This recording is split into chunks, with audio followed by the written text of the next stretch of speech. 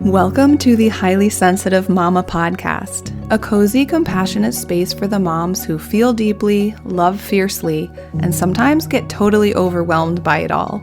I'm your host, Lauren LaSalle, a mentor for highly sensitive moms of littles, and of course, a highly sensitive mom myself.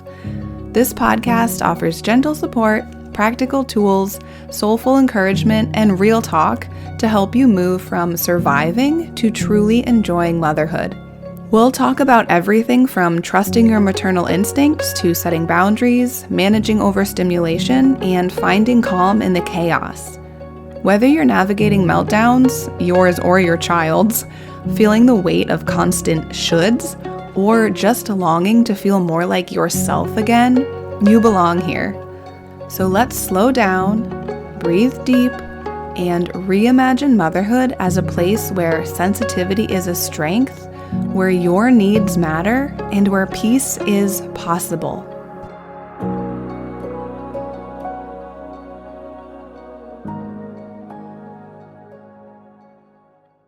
So today I have an episode for you about being a highly sensitive mom to babies and toddlers. And I, if this is the first episode you're listening to, you don't know. But if you've listened to other episodes, you probably know that I have a 2.5-year-old and I am due with my second at the end of July. And ever since becoming a mom, I felt really drawn to supporting other highly sensitive moms because there are so many changes that happen when you become a mother. And I mean, you have to, you think about yourself in a different way. Sometimes you have to sort of release those expectations and pressures that you have on yourself and on things that you think you need to get done because you have a tiny human to care for now. So your life just isn't the same in like every way. And you really have to figure out how to use your support system if you have one, or how to create a support system, or how to actually do self-care in a different type of way. You have to find a new approach. And so I am in November, after I come back from maternity leave, I will be changing my one-to-one offer to support other highly sensitive moms of littles, so babies and like under 5 years old.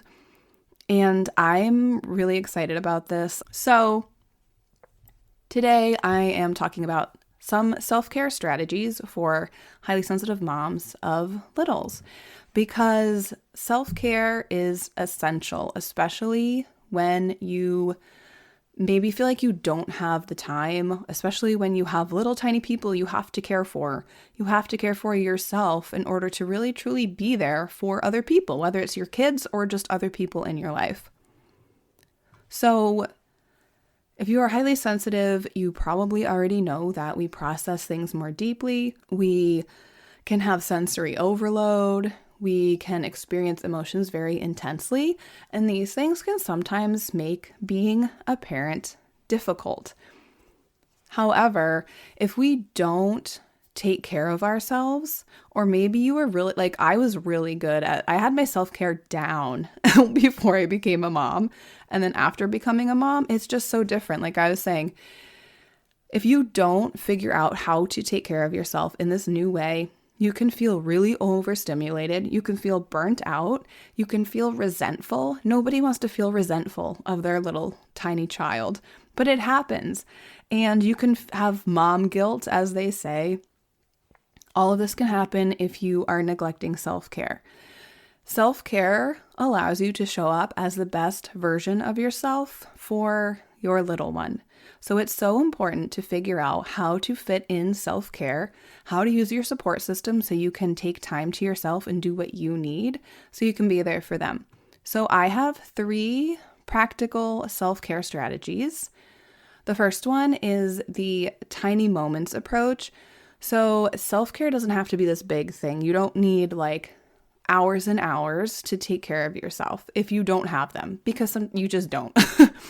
It's about finding tiny moments of calm when you can do these things. So just taking some deep breaths when you're changing a diaper or doing the dishes for 5 minutes.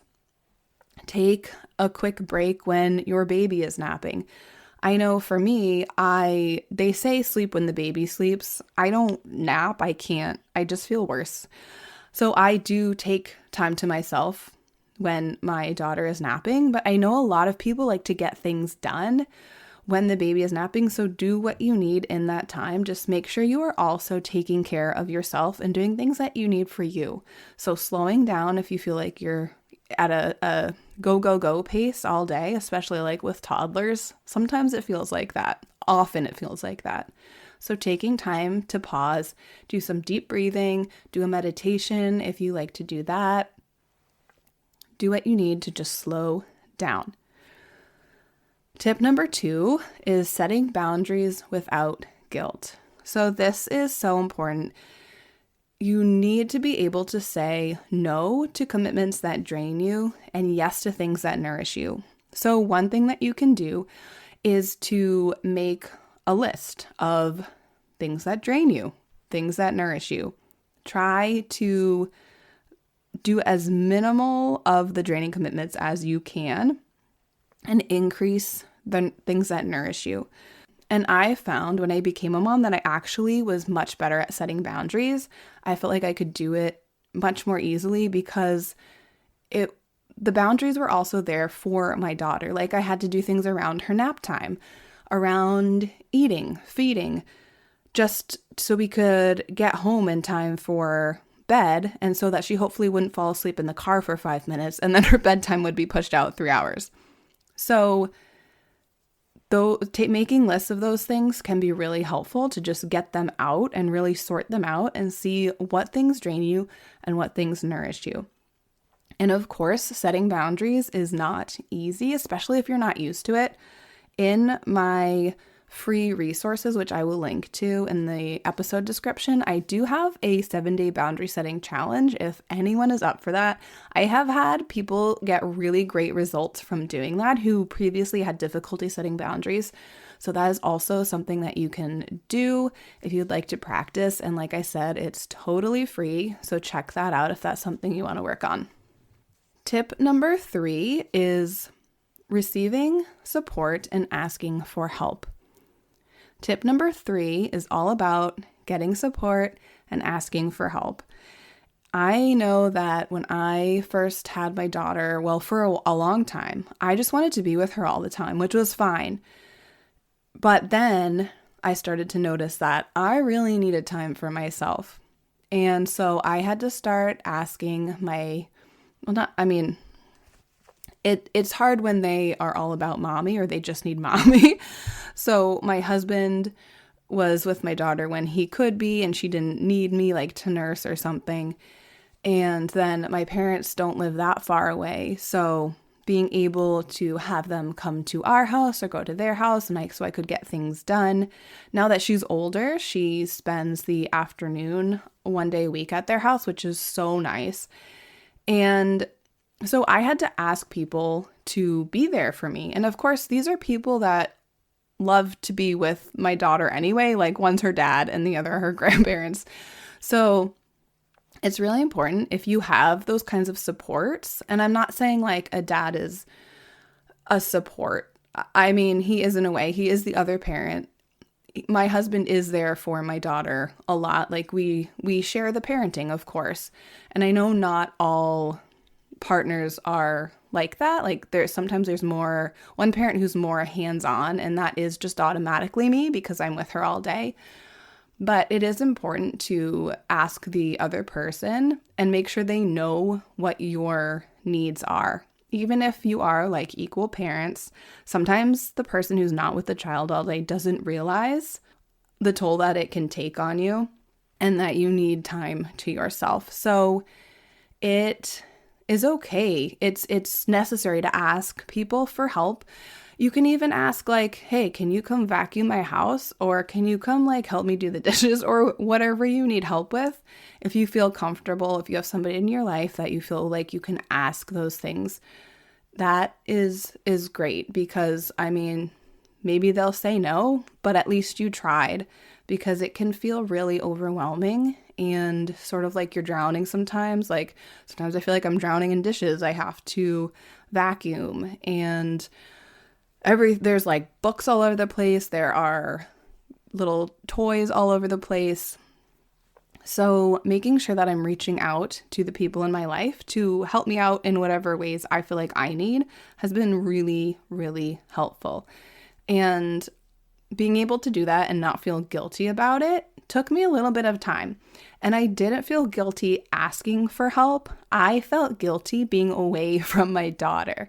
So that was something that I just had to sort of learn over time and just be away from her for a little bit at a time. And I was okay with it. And I got used to it. And so sometimes you have to do what feels right for you, what feels comfortable. There are so many more tips that I could give you, and I will do more in another episode. But those are 3 I think that are great to start with. And keep in mind that self-care, especially as a highly sensitive person, is a necessity. It's not a luxury. It's not something that is good if you can practice self-care once in a while. Self-care is something that you need to do consistently as you possibly can to truly be there for yourself.